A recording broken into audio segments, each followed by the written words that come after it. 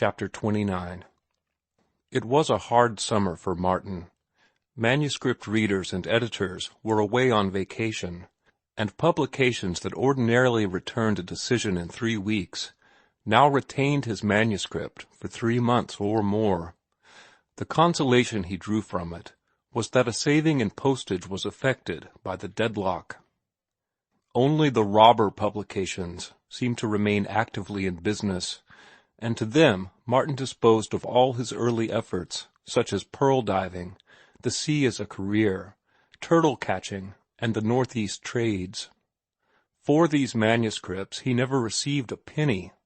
It is true, after 6 months' correspondence, he effected a compromise, whereby he received a safety razor for turtle catching, and that the Acropolis, having agreed to give him $5 cash and $5 yearly subscriptions for the Northeast trades, fulfilled the second part of the agreement. For a sonnet on Stevenson he managed to wring $2 out of a Boston editor who was running a magazine with a Matthew Arnold taste and a penny dreadful purse. The Peri and the Pearl, a clever skit of a poem of 200 lines, just finished, white-hot from his brain, won the heart of the editor of a San Francisco magazine, published in the interest of a great railroad. When the editor wrote, offering him payment in transportation, Martin wrote back to inquire if the transportation was transferable. It was not, and so, being prevented from peddling it, he asked for the return of the poem. Back it came, with the editor's regrets, and Martin sent it to San Francisco again, this time to the Hornet, a pretentious monthly that had been fanned into a constellation of the first magnitude by the brilliant journalist who founded it. But the Hornet's light had begun to dim long before Martin was born. The editor promised Martin $15 for the poem, but, when it was published, seemed to forget about it. Several of his letters being ignored, Martin indited an angry one which drew a reply. It was written by a new editor, who coolly informed Martin that he declined to be held responsible for the old editor's mistakes, and that he did not think much of the Peri and the Pearl anyway. But the Globe, a Chicago magazine, gave Martin the most cruel treatment of all. He had refrained from offering his sea lyrics for publication until driven to it by starvation. After having been rejected by a dozen magazines, they had come to rest in the Globe office. There were 30 poems in the collection, and he was to receive $1 apiece for them. The first month 4 were published, and he promptly received a check for $4. But when he looked over the magazine, he was appalled at the slaughter. In some cases the titles had been altered, Finis, for instance, being changed to The Finish, and The Song of the Outer Reef to The Song of the Coral Reef. In one case, an absolutely different title, a misappropriate title, was substituted. In place of his own, Medusa Lights, the editor had printed The Backward Track. The slaughter in the body of the poems was terrifying. Martin groaned and sweated and thrust his hands through his hair. Phrases, lines, and stanzas were cut out, interchanged, or juggled about in the most incomprehensible manner. Sometimes lines and stanzas not his own were substituted for his. He could not believe that a sane editor could be guilty of such maltreatment, and his favorite hypothesis was that his poems must have been doctored by the office boy or the stenographer. Martin wrote immediately, begging the editor to cease publishing the lyrics and to return them to him. He wrote again and again, begging, entreating, threatening, but his letters were ignored. Month by month the slaughter went on, till the 30 poems were published, and month by month he received a check for those which had appeared in the current number. Despite these various misadventures, the memory of the White Mouse $40 check sustained him, though he was driven more and more to hack work. He discovered a bread-and-butter field in the agricultural weeklies and trade journals. though among the religious weeklies he found he could easily starve. At his lowest ebb, when his black suit was in pawn, he made a 10 strike, or so it seemed to him, in a prize contest arranged by the county committee of the Republican Party. There were 3 branches of the contest, and he entered them all, laughing at himself bitterly the while, in that he was driven to such straits to live. His poem won the first prize of $10, his campaign song the second prize of $5, his essay on the principles of the Republican Party the first prize of $25, which was very gratifying to him until he tried to collect. Something had gone wrong in the county committee, and, though a rich banker and a state senator were members of it, the money was not forthcoming. While this affair was hanging fire, he proved that he understood the principles of the Democratic Party by winning the first prize for his essay in a similar contest. And, moreover, he received the money, $25. But the $40 won in the first contest he never received. Driven to shifts in order to see Ruth, and deciding that the long walk from North Oakland to her house and back again consumed too much time, he kept his black suit in pawn in place of his bicycle. The latter gave him exercise, saved him hours of time for work, and enabled him to see Ruth just the same. A pair of knee-duck trousers and an old sweater made him a presentable wheel costume, so that he could go with Ruth on afternoon rides. Besides, he no longer had opportunity to see much of her in her own home, where Mrs. Morse was thoroughly prosecuting her campaign of entertainment. The exalted beings he met there, and to whom he had looked up but a short time before, now bored him. They were no longer exalted. He was nervous and irritable, what of his hard times, disappointments, and close application to work, and the conversation of such people was maddening.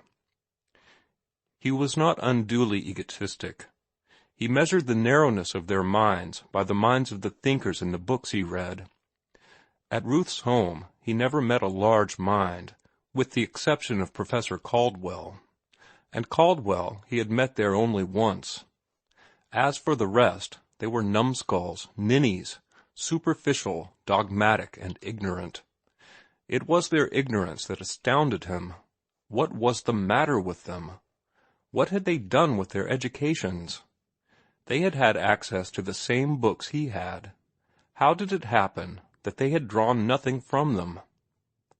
He knew that the great minds, the deep and rational thinkers, existed. He had his proofs from the books that had educated him beyond the Morse standard. And he knew that higher intellects than those of the Morse circle were to be found in the world. He read English society novels, wherein he caught glimpses of men and women talking politics and philosophy. And he read of salons in great cities, even in the United States, where art and intellect congregated. Foolishly, in the past, he had conceived that all well-groomed persons above the working class were persons with power of intellect and vigor of beauty. Culture and collars had gone together to him, and he had been deceived into believing that college educations and mastery were the same things.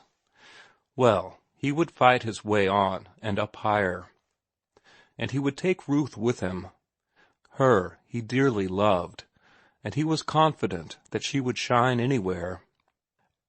As it was clear to him that he had been handicapped by his early environment, so now he perceived that she was similarly handicapped. She had not had a chance to expand. The books on her father's shelves, the paintings on the walls, the music on the piano, all was just so much meretricious display. To real literature, real painting, real music, the Morses and their kind were dead. And bigger than such things was life, of which they were densely, hopelessly ignorant. In spite of their Unitarian proclivities and their masks of conservative broad-mindedness, they were 2 generations behind interpretive science. Their mental processes were medieval, while their thinking on the ultimate data of existence and of the universe struck him as the same metaphysical method that was as young as the youngest race, as old as the caveman, and older. The same that moved the first Pleistocene ape-man to fear the dark, that moved the first hasty Hebrew savage to incarnate Eve from Adam's rib, that moved Descartes to build an idealistic system of the universe out of the projections of his own puny ego, and that moved the famous British ecclesiastic to denounce evolution in satire so scathing as to win immediate applause and leave his name a notorious scrawl on the page of history. So Martin thought, and he thought further, till it dawned upon him that the difference between these lawyers, officers, businessmen, and bank cashiers he had met, and the members of the working class he had known, was on a par with the difference in the food they ate, clothes they wore, neighborhoods in which they lived. Certainly, in all of them was lacking the something more which he found in himself and in the books. The Morses had shown him the best their social position could produce, and he was not impressed by it. A pauper himself, a slave to the money-lender, he knew himself the superior of those he met at the Morses, and, when his one decent suit of clothes was out of pawn, he moved among them a lord of life, quivering with a sense of outrage akin to what a prince would suffer if condemned to live with goat-herds. "You hate and fear the socialists," he remarked to Mr. Morse one evening at dinner. "But why? You know neither them nor their doctrines." The conversation had been swung in that direction by Mrs. Morse, who had been invidiously singing the praises of Mr. Hapgood. The cashier was Martin's black beast, and his temper was a trifle short where the talker of platitudes was concerned. "Yes," he had said, "Charlie Hapgood is what they call a rising young man. Somebody told me as much. And it is true. He'll make the governor's chair before he dies, and who knows, maybe the United States Senate." "What makes you think so?" Mrs. Morse had inquired. "I've heard him make a campaign speech. It was so cleverly stupid and unoriginal, and yet so convincing, that the leaders cannot help but regard him as safe and sure, while his platitudes are so much like the platitudes of the average voter that, oh well, you know you flatter any man by dressing up his own thoughts for him and presenting them to him." "I actually think you are jealous of Mr. Hapgood," Ruth chimed in. "Heaven forbid!" The look of horror on Martin's face stirred Mrs. Morse to belligerence. "You surely don't mean to say that Mr. Hapgood is stupid?" she demanded icily. "No more than the average Republican," was the retort, "or average Democrat either. They are all stupid when they are not crafty, and very few of them are crafty. The only wise Republicans are the millionaires and their conscious henchmen. They know which side their bread is buttered on, and they know why." "I am a Republican," Mr. Morse put in lightly. "Pray, how do you classify me?" "Oh, you are an unconscious henchman." "Henchman?" "Why, yes, you do corporation work. You have no working class nor criminal practice. You don't depend upon wife-beaters and pickpockets for your income. You get your livelihood from the masters of society, and whoever feeds a man is that man's master. Yes, you are a henchman. You are interested in advancing the interests of the aggregations of capital you serve." Mr. Morse's face was a trifle red. "I confess, sir," he said, "that you talk like a scoundrelly socialist." Then it was Martin made his remark. "You hate and fear the socialists, but why? You know neither them nor their doctrines." "Your doctrine certainly sounds like socialism," Mr. Morse replied, while Ruth gazed anxiously from one to the other, and Mrs. Morse beamed happily at the opportunity afforded of rousing her liege lord's antagonism. Because I say Republicans are stupid, and hold that liberty, equality, and fraternity are exploded bubbles, does not make me a socialist, Martin said with a smile. Because I question Jefferson and the unscientific Frenchman who informed his mind, does not make me a socialist. Believe me, Mr. Morse, you are far nearer socialism than I, who am its avowed enemy. Now you please to be facetious, was all the other could say. Not at all. I speak in all seriousness.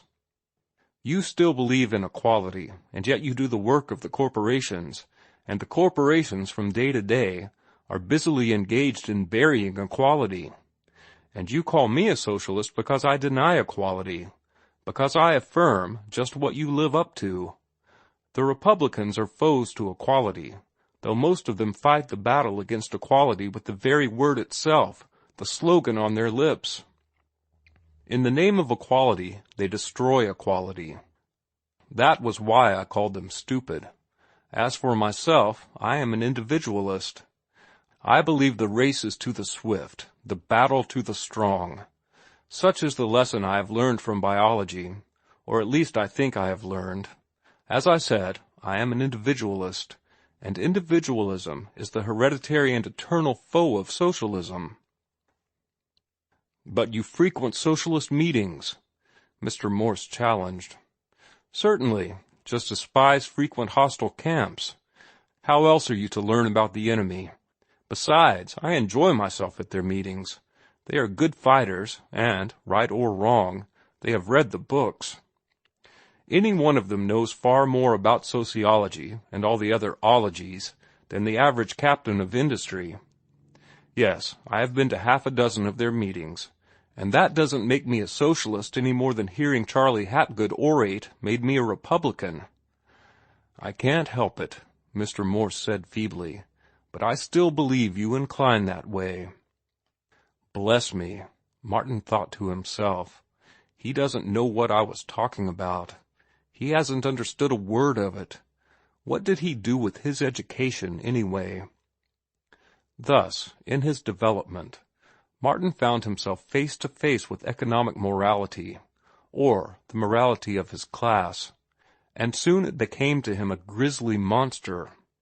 Personally, he was an intellectual moralist, and more offending to him than platitudinous pomposity was the morality of those about him, which was a curious hodgepodge of the economic, the metaphysical, the sentimental, and the imitative.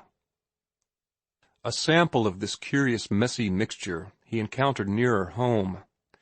His sister Marian had been keeping company with an industrious young mechanic of German extraction, who, after thoroughly learning the trade, had set up for himself in a bicycle repair shop. Also, having got the agency for a low-grade make of wheel, he was prosperous. Marian had called on Martin in his room a short time before to announce her engagement, during which visit she had playfully inspected Martin's palm and told his fortune. On her next visit she brought Hermann von Schmidt along with her. Martin did the honors and congratulated both of them, in language so easy and graceful as to affect disagreeably the peasant mind of his sister's lover. This bad impression was further heightened by Martin's reading aloud the half-dozen stanzas of verse with which he had commemorated Marian's previous visit. It was a bit of society verse, airy and delicate, which he had named The Palmist. He was surprised, when he finished reading it, to note no enjoyment in his sister's face. Instead, her eyes were fixed anxiously upon her betrothed, and Martin, following her gaze, saw spread on that worthy's asymmetrical features nothing but black and sullen disapproval. The incident passed over, they made an early departure, and Martin forgot all about it, though for the moment he had been puzzled that any woman, even of the working class, should not have been flattered and delighted by having poetry written about her. Several evenings later Marian again visited him, this time alone. Nor did she waste time in coming to the point, upbraiding him sorrowfully for what he had done. "Why, Marian," he chided, "you talk as though you were ashamed of your relatives, or of your brother at any rate." "And I am, too," she blurted out. Martin was bewildered by the tears of mortification he saw in her eyes. The mood, whatever it was genuine. "But, Marian, why should your Herman be jealous of my writing poetry about my own sister?" "He ain't jealous," she sobbed. "He says it was indecent, obscene."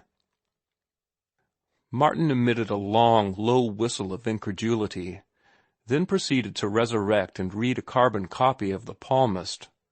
"I can't see it," he said finally, proffering the manuscript to her. "Read it yourself and show me whatever strikes you as obscene. That was the word, wasn't it?" "He says so, and he ought to know," was the answer, with a wave aside of the manuscript, accompanied by a look of loathing. "And he says you've got to tear it up. He says he won't have no wife of his with such things written about her which anybody can read. He says it's a disgrace, and he won't stand for it." "Now look here, Marian, this is nothing but nonsense," Martin began, then abruptly changed his mind. He saw before him an unhappy girl, knew the futility of attempting to convince her husband or her, and, though the whole situation was absurd and preposterous, he resolved to surrender. "All right," he announced, tearing the manuscript into half a dozen pieces and throwing it into the waste-basket. He contented himself with the knowledge that even then the original typewritten manuscript was reposing in the office of a New York magazine. Marian and her husband would never know, and neither himself nor they nor the world would lose if the pretty, harmless poem ever were published. Martin, starting to reach into the waste-basket, refrained. "Can I?" she pleaded. He nodded his head, regarding her thoughtfully as she gathered the torn pieces of manuscript and tucked them into the pocket of her jacket. Ocular evidence of the success of her mission. She reminded him of Lizzie Connolly, though there was less of fire and gorgeous flaunting life in her than in that other girl of the working class whom he had seen twice. But they were on a par, the pair of them, in dress and carriage, and he smiled with inward amusement at the caprice of his fancy, which suggested the appearance of either of them in Mrs. Morse's drawing-room. The amusement faded, and he was aware of a great loneliness. This sister of his and the Morse drawing-room were milestones of the road he had traveled, and he had left them behind. He glanced affectionately about him at his few books. They were all the comrades left to him. "Hello? What's that?" he demanded in startled surprise.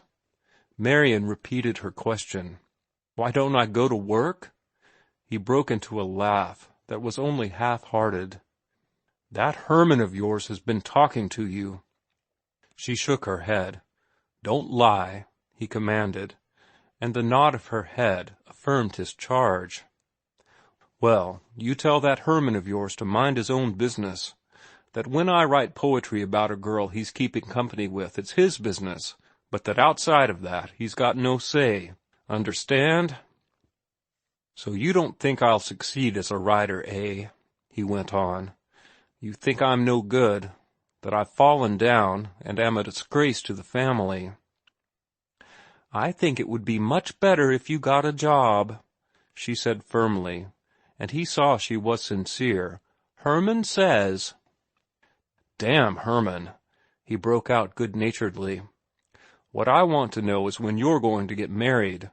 Also, you find out from your Herman if he will deign to permit you to accept a wedding present from me."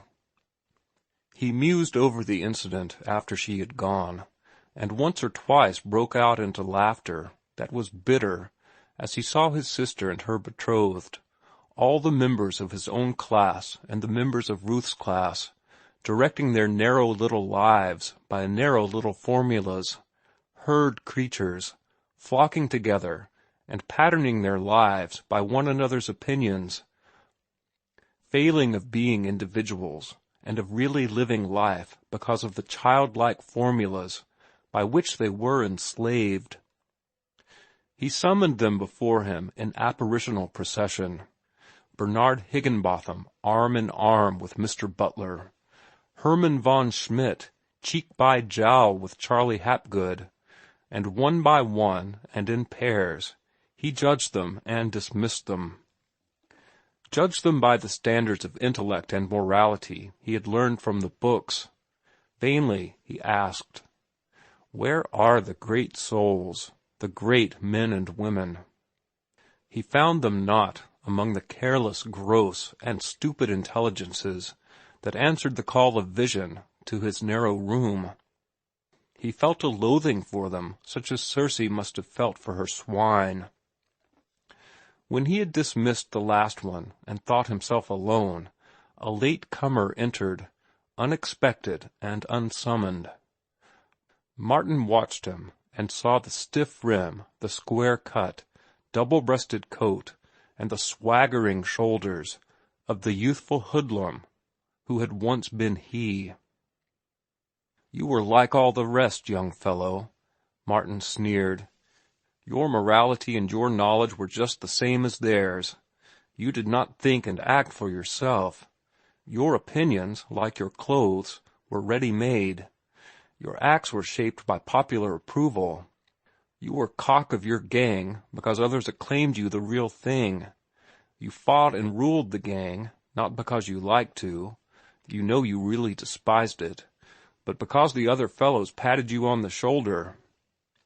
You licked Cheeseface because you wouldn't give in, and you wouldn't give in partly because you were abysmal brute, and for the rest you believed what everyone about you believed, that the measure of manhood was the carnivorous ferocity displayed in injuring and marring fellow creatures' anatomies.